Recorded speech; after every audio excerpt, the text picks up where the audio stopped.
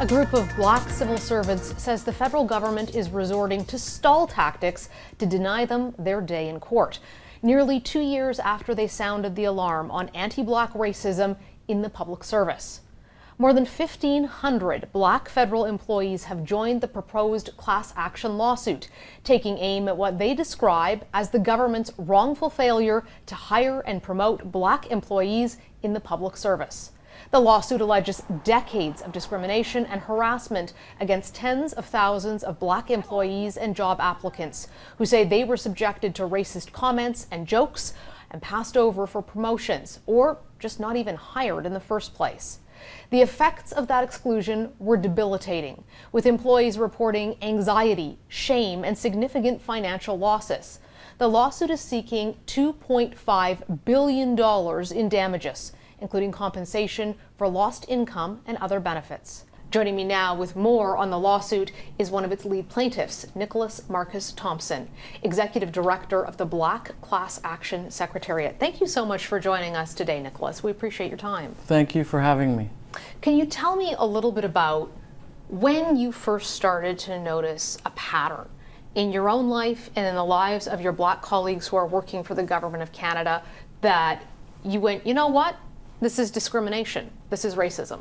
Well, when I joined the public service about 8 years ago, I immediately noticed that there was a very troubling trend. And that trend was that black employees were in entry-level positions, other racialized employees were just above that, and the leadership of the public service was reserved for white employees. And that, I noticed workers working for 15 years, 20 years, and they're in the same position.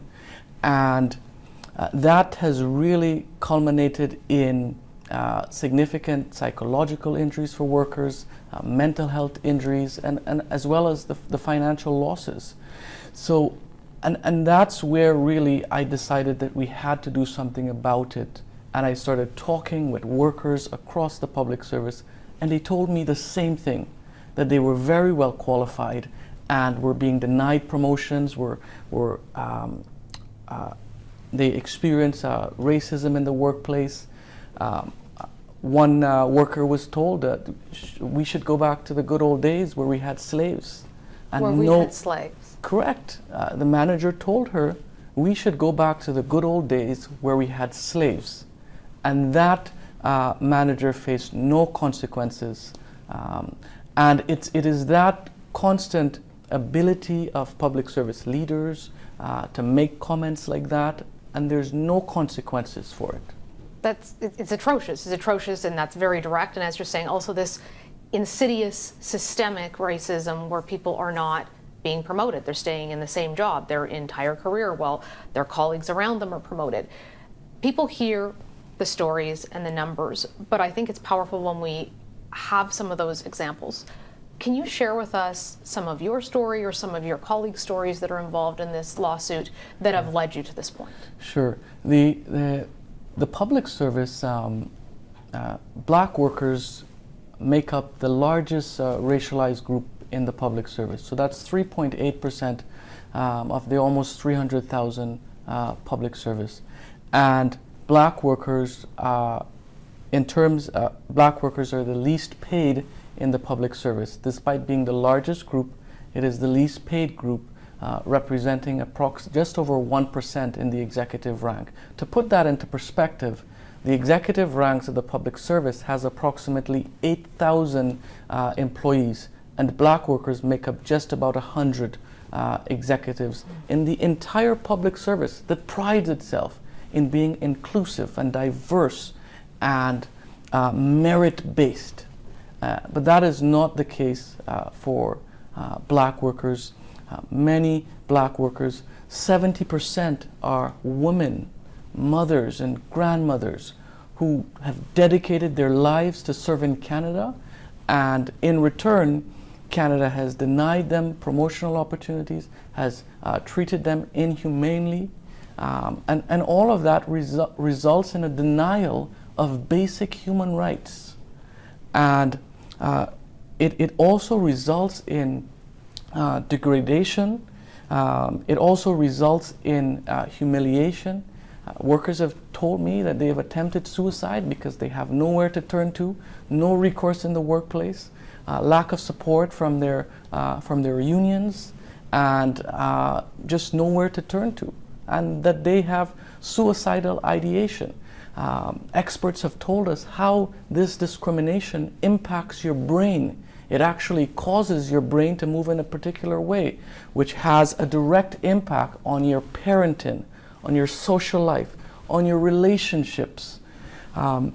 So black workers are in a crisis in Canada's public service. Canadians like to say, we're not that kind of country. We don't have that kind of racism here, which is partially exactly why we wanted to sit down and talk to you about the story. What do you say to Canadians who are surprised to be hearing this today? Well, I would say the government's own data does not, it tells us very clearly and supports what workers have been saying, is that they're being denied opportunities. They're asked to train new employees. They're good enough to train new employees. They're good enough to act for a temporary period in a higher position. But those positions almost always goes to white employees and some racialized employees. So my message to Canadians are black people want to fully participate, and they're being denied that opportunity at the highest level in the largest employer in Canada.